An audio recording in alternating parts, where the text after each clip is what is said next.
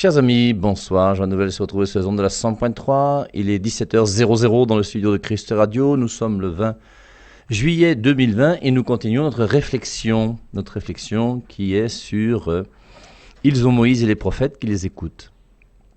Alors on avait vu que les miracles, c'est pas ce que Jésus-Christ veut faire en premier lieu. Le miracle est toujours ordonné à la conversion des gens. On ne cherche pas le miracle pour le miracle. Et lorsqu'on a la chance de voir assister à un miracle, c'est pour que nous puissions prendre Jésus-Christ davantage au sérieux, afin que sa parole de Dieu, nous puissions la mettre en pratique dans notre vie. Je vous rappelle ce passage de Luc chapitre 11, verset 27, qu'on avait lu samedi, qui est un passage très important pour notre théologie mariale ou notre mariologie,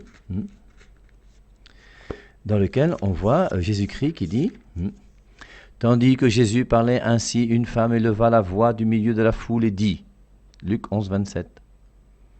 Tandis que Jésus parlait, une femme éleva la voix du milieu de la foule et dit « Heureux le sein qui t'a porté, les mamelles qui t'ont allaité. » Alors on avait vu que Marie n'est pas malheureuse parce qu'elle a accouché Jésus, bien au contraire. Mais que le grand bonheur de Marie, c'est pas d'avoir accouché Jésus. Heureux le sein qui t'a porté, les mamelles qui t'ont allaité, mais il répondit « Heureux plutôt ceux qui écoutent la parole de Dieu et qui la gardent. » Et on voit que Jésus-Christ recentre le débat de cette femme qui est dans une dévotion mariale, qui implique que si je veux suivre Jésus-Christ, la seule chose qu'il faut faire, c'est accepter sa parole de Dieu, la garder, la mettre en pratique dans ma vie. Ce que Marie a fait plus que quiconque. Puisque je vous rappelle que lorsqu'elle est allée voir sa cousine Élisabeth, dans Luc chapitre 2, la cousine Élisabeth lui a dit d'une manière claire et nette, heureuse celle qui a cru à l'accomplissement de ce qui lui a été dit de la part du Seigneur. Et la parole de Dieu, nous devons la garder. Ce qu'elle dira à l'Annonciation, Luc chapitre 1, verset 26, où à la fin elle dira « Qu'il me soit fait selon ta parole ». Et donc on a Jésus-Christ qui est venu sur terre, et Jésus-Christ en venant sur terre, il nous a laissé la parole. Et cette parole, quand dans Luc chapitre 16, verset 18 et suivant, le passage de Lazare et du mauvais riche, Lazare, le mauvais riche dit que « Je suis là en enfer, ça va pas, c'est mauvais, je brûle. Apporte un peu d'eau pour me rafraîchir. » Abraham dit « C'est impossible. Il y a une barrière entre toi et nous. On ne peut pas passer de l'un à l'autre. » Il dit « J'ai quand même des frères sur la terre. Envoie Lazare pour qu'il aille leur dire que... » Et Abraham lui dit « Même si quelqu'un d'entre les morts arrive là-bas, ils ne croiront pas. Ils ont Moïse et les prophètes, qu'ils les écoutent. » Et on a vu que donc on a demandé à Jésus-Christ un miracle, et Jésus-Christ a dit « Vous voulez un miracle, vous n'aurez pas d'autre miracle que celui de Jonas. » Pour montrer que aux générations à laquelle il s'adresse, qu'il appelle mauvaise d'ailleurs, génération mauvaise, vous n'aurez pas d'autre signe que le signe de Jonas. Et le signe de Jonas, c'est quoi? C'est le signe de la résurrection. Et le signe de la résurrection doit être suffisant pour chacun d'entre nous afin de croire en Jésus-Christ. Et maintenant que je crois que Jésus-Christ est Dieu et qu'il est venu sur terre, comment est-ce que je vais faire, moi, pour savoir comment le suivre? Je vous rappelle que toutes les églises qui sont dehors, tous les hommes de bonne volonté qui sont dehors, sont des gens qui cherchent tous la parole de Dieu. Dans les églises chrétiennes, vous n'avez aucune une église qui enseigne la parole du diable. Ce sont les satanistes qui font ça. Tous les chrétiens, protestants, toute église protestante confondue, pentecôtistes, même les témoins de Jéhovah qui ne sont pas chrétiens, les adventistes, enfin, toutes ces églises, quelles qu'elles soient, sont des églises qui, à partir de la Bible, cherchent la parole de Dieu. Et maintenant, donc, comment est-ce que Jésus-Christ, lui qui est venu sur terre il y a 2000 ans, va faire?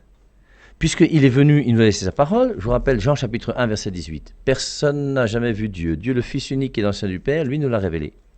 Et Jésus-Christ vient apporter cette révélation. Et la révélation qu'il apporte, c'est justement pour que nous puissions la voir.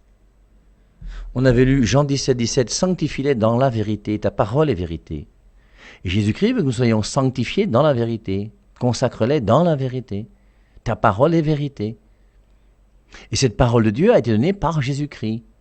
Et on avait vu dans Jean chapitre 19, lorsqu'il meurt sur la croix au verset 30, il dit « Tout est accompli, c'est fini, il n'y a plus rien à ajouter. » Et on a vu que l'Église nous enseigne que la révélation se termine avec la mort du dernier apôtre. Certainement l'apôtre Jean. Et avec la mort de l'apôtre Jean, c'est terminé. Le dépôt de la foi est là. Tout ce que nous croyons est là sur terre avec la mort du dernier apôtre.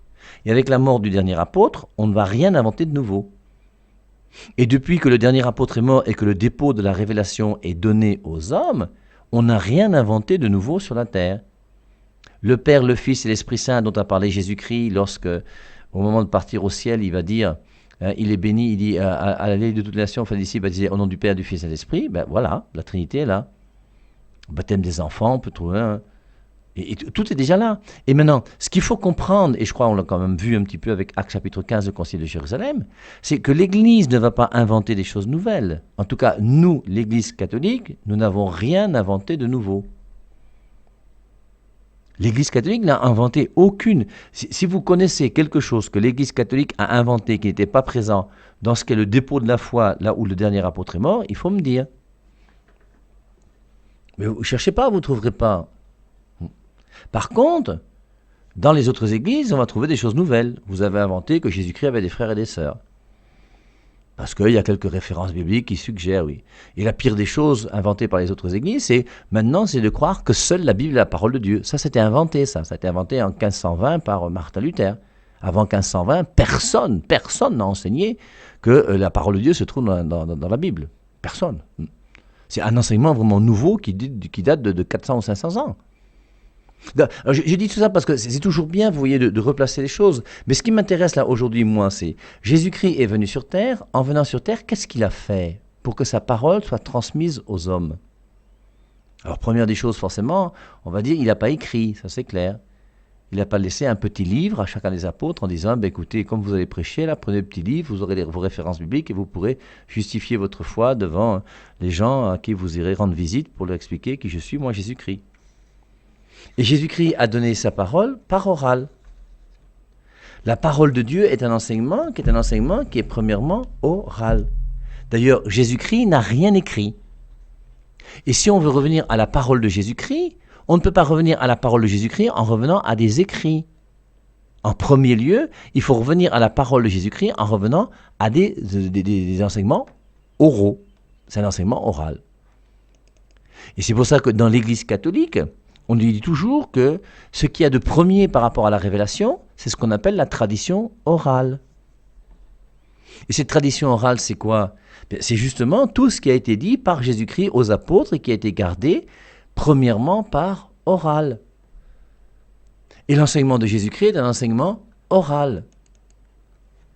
Et ensuite, donc, on verra comment les apôtres vont écrire plus tard. Mais Jésus-Christ lui-même n'a rien écrit. Donc, c'est comme important, vous voyez, qu'on puisse comprendre. Jésus-Christ qui est venu sur terre il y a 2000 ans, forcément, il n'était pas fou. Il est Dieu, il est même sage, il est intelligent, il est génial. Et ce Jésus-Christ qui est génial n'a rien écrit et a transmis aux apôtres, la grande référence c'est Luc 10, 16, lorsqu'il envoie les apôtres en mission. Alors on peut lire, si vous voulez, Luc 10, 16. Il y a un passage un petit peu analogue aussi dans Matthieu chapitre 10. Dans Luc chapitre 10, il envoie les 72 disciples en mission. Et dans Matthieu chapitre 10, il envoie les 12 apôtres en mission. Matthieu 10, les 12 apôtres. Luc 10, les 72. Après cela, le Seigneur en désigna encore 70 autres et les envoya devant lui 2 à 2 dans toute ville et tout endroit où lui-même devait aller. Il leur disait, la moisson est grande, mais il y a peu d'ouvriers. Priez donc le Seigneur de la moisson d'envoyer des ouvriers dans sa moisson. Allez, voici, je vous envoie comme des agneaux au milieu des loups. Ne portez ni bourse, ni sac, ni sandales, ne saluez personne en chemin. Voilà les conseils qu'il donne. Il ne leur dit pas, vous aurez votre petit manuel que vous pourrez ouvrir de temps en temps. Dans chaque maison que vous entriez, dites d'abord que la paix soit avec vous. Si on vous refuse, secouez la poussière de vos pieds. Et dans Luc chapitre 10, verset 16, il dit, celui qui vous écoute, m'écoute. Et celui qui vous rejette, me rejette. Et celui qui me rejette, rejette celui qui m'a envoyé. Il envoie les 72 en mission. Et il dit à ces 72, celui qui vous écoute, m'écoute. La manière dont Jésus-Christ a voulu que la parole de Dieu soit donnée sur la terre, c'est celui qui vous écoute, m'écoute. Celui qui vous rejette, me rejette. Alors, j'insiste, pourquoi ? Parce qu'il faut que nous-mêmes, nous puissions accepter dans notre tête de vivre de l'enseignement de Jésus-Christ. Alors forcément, après, vous voyez, les gens vont vous dire, oui, mais on sait que les écrits restent, la parole s'envole, donc il faut revenir aux écrits. C'est pas ce que Jésus-Christ dit, ça. Ça, c'est le monde qui dit ça. Et c'est pas faux. Et c'est pour ça que les contrats, en général, sont écrits. Encore que dans beaucoup de traditions orales, il y a des contrats qui se faisaient par oral et qu'on respectait. Hein. Mais aujourd'hui, il est clair que nous avons une civilisation de l'écrit et que tous les contrats, c'est écrit. Il faut des signatures partout, des contrats partout. Et c'est vrai que quand tu as un contrat dans ta poche, ben tu l'as dans ta poche, c'est mieux qu'une parole qui peut s'envoler, qui peut disparaître. Surtout si la personne qui est en face de toi même meurt. Tandis que là, au moins, tu as l'écrit, tu peux dire que voilà, il avait signé. Mais c'est pas parce qu'aujourd'hui, nous préférons l'écrit à l'oral que Jésus-Christ a préféré l'écrit à l'oral. D'ailleurs, Jésus-Christ n'a jamais préféré l'écrit à l'oral. Et Jésus-Christ a voulu former des apôtres. Hein. Je vous rappelle qu'il en a pris 12, à qui il donna le nom d'apôtre. Hein. C'est Luc chapitre 6. Hein. En ce temps-là, Jésus se rendit à la montagne pour prier. Il passa toute la nuit dans la prière à Dieu. Quand le jour parut, il appela ses disciples et en choisit 12, auxquels il donna le nom d'apôtres. Simon, qu'il nomma Pierre, André son frère, Jacques, Jean, Philippe, Barthélemy, Matthieu, Thomas, Jacques fils d'Alphée, Simon appelé le Zélote, Jude fils de Jacques et Judas Iscariote, qui devint le traître. Et ces 12, il les a pris pourquoi ? Parce qu'il a voulu marcher avec eux, il a voulu les former. Le plus beau noviciat qui a été fait sur la terre, c'est le noviciat qui a été fait avec un père maître qui s'appelle Jésus. Et Jésus a pris ses apôtres, ils ont marché ensemble de ville en ville. Ils ont dormi ensemble, je ne sais pas si c'était en dortoir ou comment ils faisaient, j'en sais rien. Ils mangeaient ensemble. Alors de temps en temps, ils repartaient chacun dans leur village, hein, et puis se retrouvaient un peu plus tard. Et il les a formés comme ça dans une vie commune qu'ils vivaient entre Jésus-Christ et les 12 apôtres qui étaient là. Ils étaient 13 à marcher ensemble. Le noviciat, où Jésus-Christ a été le père maître des novices qui étaient là, il les a formés pendant 3 ans.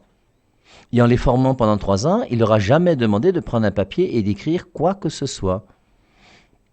Et je vous rappelle que la seule chose que Jésus-Christ a écrite, hein, c'est dans Jean chapitre 8.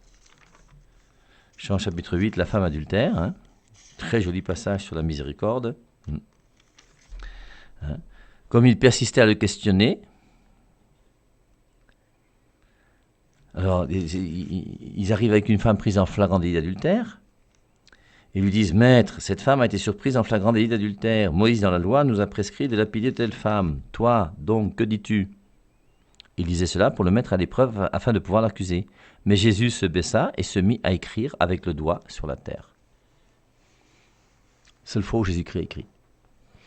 Et on n'a pas d'autres écrits.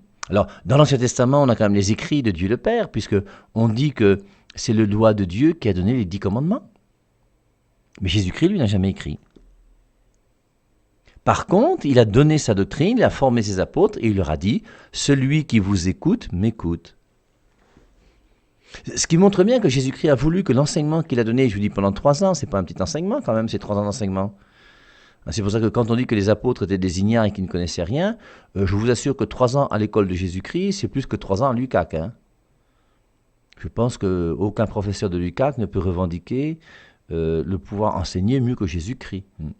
Et quand Jésus-Christ a enseigné pendant 3 ans, et puis l'UCAC, tu arrives le matin, tu parles le soir. Là, il y avait même une vie commune, ensemble, où ils vivaient ensemble. Ils voyaient comment ils s'occupaient des pauvres, comment ils se levaient le matin, comment ils se couchaient le soir, comment est-ce qu'ils mangeaient, comment est-ce qu'ils vivaient.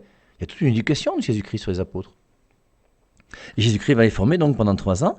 Et ensuite, donc, en mission déjà, il leur dit « Celui qui vous écoute, m'écoute ». C'est en écoutant les apôtres de Jésus que j'écoute Jésus. Donc, si quelqu'un parmi nous aujourd'hui reconnaît que Jésus-Christ, il est Dieu, il a fait ce miracle extraordinaire qui fait qu'il est plus fort que la mort. Il a passé sur terre le temps qu'il a passé pour essayer de nous montrer tout ce qu'il devait faire. Il est même mort pour nous sur la croix et il veut notre salut. Il nous donne le plan de Dieu sur chacun d'entre nous. Tout est refait à zéro en Jésus-Christ. Tout est clair, tout est net et tout est propre. Maintenant, ce Jésus-Christ qui est venu sur terre il y a 2000 ans, moi, comment est-ce que je vais faire aujourd'hui en 2020 pour être uni à lui et pour avoir l'enseignement qu'il m'a donné ? Et pour ça, Jésus-Christ me dit quoi ? Il ne me dit pas « lis la Bible ». Il n'a jamais dit « lis la Bible ». Je ne dis pas que lire la Bible est mauvais, c'est pas ça que je dis. Mais je dis qu'il faut quand même respecter ce que Jésus-Christ a voulu. Et Jésus-Christ a voulu quoi ? Former des apôtres et il leur a dit, Luc 10, 16, « Celui qui vous écoute, m'écoute ». Et c'est en écoutant donc les apôtres de Jésus que j'écoute Jésus. J'aurai la parole de Dieu en écoutant les apôtres de Jésus. Et la vraie question qu'on se pose aujourd'hui, c'est qui sont les apôtres de Jésus et où se trouvent les apôtres de Jésus? Jésus a voulu que sa parole soit enseignée par oral et que la parole que Jésus-Christ donne par oral aux apôtres soit transmise par oral au monde entier. Voilà la première des choses que nous devons comprendre si nous voulons suivre Jésus et comprendre ce qu'est sa parole. Et ensuite, maintenant, comprendre que, moi je ne suis pas contre la Bible, bien sûr, non? Et comprendre que dans la Bible, il est dit dans Jean chapitre 20, verset 30-31, Jean chapitre 21, verset 25, le Christ a fait en présence de ses disciples beaucoup d'autres miracles qui ne sont pas écrits dans ce livre. Si on écrivait tout ce que le Christ a fait, la terre ne suffirait pas à contenir tous les livres qu'on pourrait écrire. Tout ce que le Christ a dit et fait n'est pas dans la Bible. Ce que Jésus-Christ a enseigné par oral est plus que ce que nous retrouvons dans les écrits saints qui vont être discernés en l'an 400 comme étant 27 livres dans le Nouveau Testament. Et c'est pour ça qu'il y a une tradition orale. Et on comprend donc qu'il y a des choses que Jésus-Christ a enseignées par oral qui ne sont pas écrites.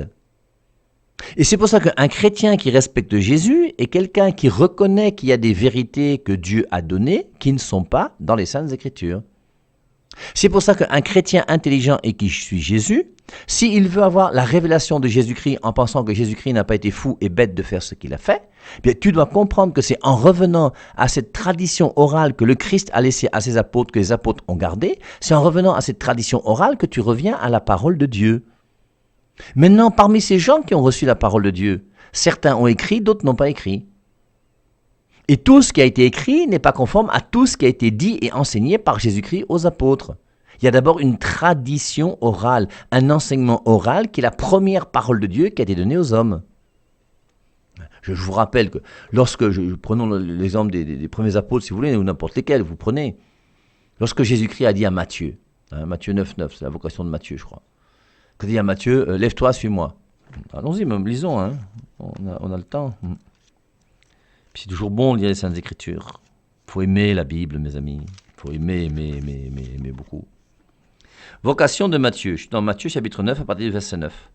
En passant plus loin, Jésus vit un homme appelé Matthieu assis au bureau des péages. Il lui dit, suis-moi. Matthieu se leva et le suivit. Très simple, très clair. Il ne lui a pas donné d'abord un passage biblique.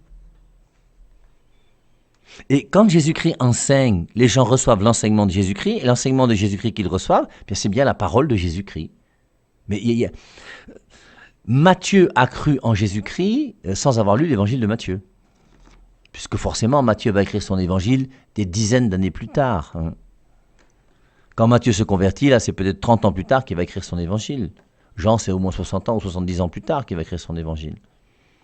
Et forcément, Jean n'a jamais cru en lisant l'évangile de Jean, Matthieu n'a jamais cru en lisant l'évangile de Matthieu, Matthieu et Jean n'ont jamais cru en lisant les Saintes Écritures. Ils n'ont jamais cru en lisant le Nouveau Testament. Ils ont cru en écoutant Jésus-Christ qui parlait, parce que Jésus-Christ, en parlant, donnait sa parole. Et la parole de Jésus-Christ, ils y ont cru. Alors, reprenons, si vous voulez, la profession de foi de Pierre à Césarée de Philippe. Donc nous sommes dans Matthieu chapitre 16, à partir du verset 13. Jésus, arrivé sur le territoire de Césarée de Philippe, posa cette question à ses disciples. Au dire des gens, qui suis-je, moi le Fils de l'homme? C'est oral, c'est Jésus-Christ qui dit ça. Et quand Jésus-Christ a dit ça, forcément, Matthieu ne l'a pas écrit. Et je dis, il va l'écrire des dizaines d'années plus tard. Alors, merci à Matthieu de l'avoir écrit pour nous garder son évangile. Merci à Jean, merci à tous ses apôtres, bien sûr. Merci au Nouveau Testament, oui. Mais même s'il n'y avait pas ce Nouveau Testament, nous aurions quand même cet enseignement oral de Jésus-Christ qui nous est donné. Alors, maintenant, qu'est-ce qui va se passer? Il va dire, pour les gens, qui suis-je? Alors, tu es Élie, un prophète, tout ça. Après, il va dire, et pour vous, qui suis-je? Et c'est Pierre qui va parler. Et quand Pierre va parler, il va parler pourquoi? Parce qu'il a entendu Jésus-Christ, il a vu Jésus-Christ vivre. Et en fonction de ce que Jésus-Christ a dit et fait, il dit, tu es le Fils de Dieu, tu es le Christ, le Fils du Dieu vivant. Prenons un passage, Actes chapitre, je crois que c'est 20, verset 35. C'est un exemple de tradition à l'intérieur des Saintes Écritures. On voit donc dans les Saintes Écritures un passage dans lequel, c'est dans les Actes des Apôtres, les Actes des Apôtres, je vous rappelle, ça a été écrit par Luc, c'est le deuxième livre de Luc, et c'est souvent Paul qui parle dans les Actes des Apôtres. Donc en tout, Voilà ce que nous dit Paul dans Actes chapitre 20, verset 35. En tout, je vous ai montré qu'il faut travailler ainsi pour venir en aide aux faibles et se rappeler les paroles du Seigneur Jésus qui a dit lui-même, il y a plus de bonheur à donner qu'à recevoir. Je suis dans Actes chapitre 20, verset 35. Et dans Actes 20, 35, Luc fait parler Paul, et Luc fait dire à Paul que Jésus-Christ disait souvent, il y a plus de bonheur à donner qu'à recevoir. Alors, où est-ce que Paul a pris ça? Puisque quand on lit le Nouveau Testament, ce qui regarde Jésus-Christ, c'est Matthieu, Marc, Luc et Jean, les 4 évangiles. Dans l'évangile de Matthieu, dans l'évangile de Marc, dans l'évangile de Luc, dans l'évangile de Jean, il n'y a aucun passage qui dit qu'il y a plus de bonheur à donner qu'à recevoir. Relisez les 28 chapitres de Matthieu, les 16 chapitres de Marc, les 24 chapitres de Luc, les 21 chapitres de Jean, et trouvez-moi le passage dans lequel Jésus-Christ a dit dans les évangiles « Il y a plus de bonheur à donner qu'à recevoir ». Cette phrase n'existe pas dans Matthieu, dans Marc, dans Luc et dans Jean. Où est-ce que Paul donc a pris cette phrase? Puisque Paul lui-même n'a même pas vécu à l'époque de... Enfin, il a vécu à l'époque de Jésus-Christ, mais ils n'ont jamais causé ensemble. Il a quand même une révélation sur la route de Damas. C'est pour ça qu'il dit dans Galates chapitre 1, verset 11, qu'il a reçu son évangile directement de Jésus-Christ, et non pas des hommes. Et comment est-ce qu'il a su que Jésus-Christ disait souvent « Il y a plus de bonheur à donner qu'à recevoir ». Et c'est pour ça qu'il y a une tradition orale. Et même si ça n'avait pas été écrit dans Actes chapitre 20, verset 35, que Jésus-Christ disait qu'il y a plus de bonheur à donner qu'à recevoir, il l'aurait quand même dit. Et ce que nous devons comprendre, c'est que la foi des apôtres, quand Paul va partir enseigner à droite et à gauche, quand Thomas va partir en Inde, si mes souvenirs sont bons. En Inde, il n'aura pas de Nouveau Testament. Il va prêcher ce que Jésus-Christ a enseigné, et Thomas n'a jamais rien écrit. Et il va le dire simplement. Ce que Jésus-Christ lui a demandé d'enseigner. Celui qui vous écoute m'écoute. C'est en écoutant les apôtres de Jésus que j'écoute Jésus. Et maintenant, ces apôtres, une partie des apôtres ont écrit, une autre partie des apôtres n'ont pas écrit. Et tout ce qu'ils ont enseigné, tout ce que Jésus-Christ a enseigné par oral, n'est pas premièrement donc dans les écrits qu'on va regrouper ensemble quelques années plus tard, lorsqu'en l'an 400, on demandera à Saint Jérôme donc d'écrire les 27 livres du Nouveau Testament dans un seul et même livre, parce que l'Église va discerner les vrais livres des faux livres. Alors, j'insiste beaucoup sur cette tradition orale, parce qu'après, vous voyez, quand nous, comme catholiques, nous enseignons qu'il y a des choses que nous croyons qui ne sont pas bibliques. Bien, ça va heurter forcément tous ceux qui ne sont pas catholiques. Tous ceux qui se sont laissés prendre par cet enseignement qui est l'enseignement de Martin Luther, qui n'est pas un enseignement du Christ, et qui dit que seule la Bible est la parole de Dieu. Et croire que seule la Bible est la parole de Dieu, bien, met les gens malheureusement dans l'erreur. C'est ça qui est terrible. Je vous lis le paragraphe 82 du catéchisme de l'Église catholique. C'est important pour nous les catholiques de bien comprendre ça. Après maintenant les autres églises, si vous voulez comprendre, vous comprenez, il n'y a pas de souci, mais comprenez au moins que nous croyons des choses qui ne sont pas bibliques. Parce que d'abord, Paul, Pierre, Jean et tout ça ont cru des choses qui n'étaient pas bibliques, qui sont ce que Jésus-Christ a enseigné. Et ce que Jésus-Christ a enseigné, c'est ça qui pour nous est gardé dans le dépôt de l'Église. Et c'est pour ça que l'Église sera là et a été voulue par Jésus-Christ pour continuer à nous transmettre la parole de Dieu. Et les apôtres vont commencer à transmettre la parole de Dieu, même quand Jésus-Christ va mourir, après la résurrection, après l'ascension, les apôtres vont transmettre la parole de Dieu, il n'y aura aucun livre du Nouveau Testament qui a été écrit sur la terre. Et quand Pierre va parler dans Actes au chapitre 2 pour faire son discours à la Pentecôte et que les gens vont se convertir, il n'y a aucun Nouveau Testament sur la terre. Mais il y a la parole de Dieu qui est là. La parole de Dieu, elle est premièrement donnée par oral. Il y a une tradition orale. Et la tradition orale, c'est ça que nous, les catholiques, nous appelons dans notre Église la tradition avec un grand T. Et c'est pour ça que dans l'Église catholique, on a un respect pour cette tradition avec un grand T, qui est la première manière dont Jésus-Christ a donné la parole de Dieu. Alors, je vous lis le paragraphe du catéchisme de l'Église catholique, paragraphe 82. Il en résulte que l'Église à laquelle est confiée la transmission et l'interprétation de la révélation. Alors l'Église nous dit que cette révélation qui est donnée par Jésus-Christ, c'est l'Église à qui on confie la transmission de cette parole de Dieu. La parole de Dieu n'est pas transmise premièrement par la Bible. Il en résulte que l'Église à laquelle est confiée la transmission, c'est pour ça, il dit aux apôtres, Luc 10,16, celui qui vous écoute m'écoute. Comment est-ce qu'on va transmettre la parole que Jésus-Christ est venu enseigner? Par les apôtres, par cette tradition orale, par cet enseignement de l'Église. Il en résulte que l'Église à laquelle est confiée la transmission et l'interprétation de la révélation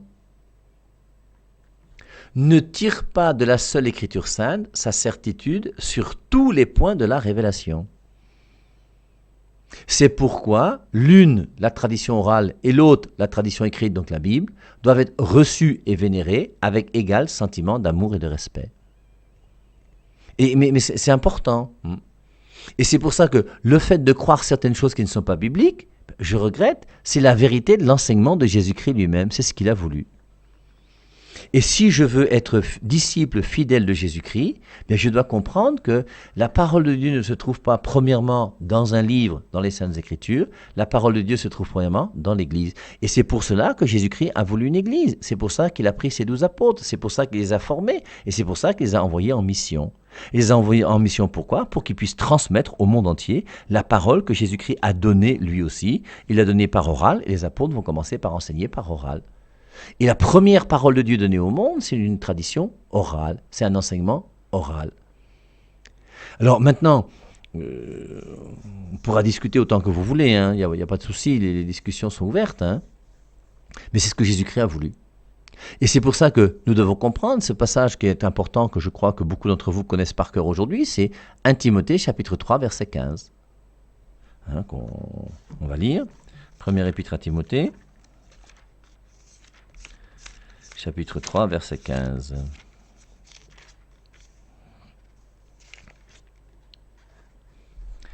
Je t'écris ceci avec l'espoir d'aller bientôt chez toi. Mais si je tarde, tu sauras ainsi comment il faut se conduire dans la maison de Dieu, qui est l'église du Dieu vivant, la colonne et l'appui de la vérité. Et l'église est colonne et appui de la vérité. Et la vérité pour nous, c'est quoi? C'est la parole de Dieu.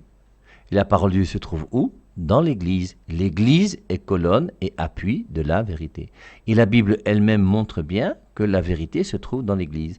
C'est pour ça que maintenant, c'est important de bien choisir son Église. Sinon, malheureusement, je vais diminuer la vérité. Je vous rappelle un livre que je vous recommande, même comme vous ne voulez pas l'acheter, mais il n'y a pas de souci, je ne vais pas me décourager. Vous savez que je suis tenace. Et comme je suis breton et que les bretons sont têtus, je vais continuer à vous parler de ce livre-là régulièrement. C'est le livre de ce pasteur protestant qui s'est converti de la foi de Luther à la foi de Pierre. La foi de Luther, c'est seule la Bible, la parole de Dieu. La foi de Pierre, c'est celui qui vous écoute m'écoute. 1 Timothée 3,15, l'Église est colonne et appui de la vérité. Et un jour, donc, il fait ses discussions parce qu'il a beaucoup réfléchi sur la parole de Dieu, la Bible, la vérité, sur l'Église et les églises, sur tout ça. Et un jour, donc, en allant se coucher, il interroge sa femme.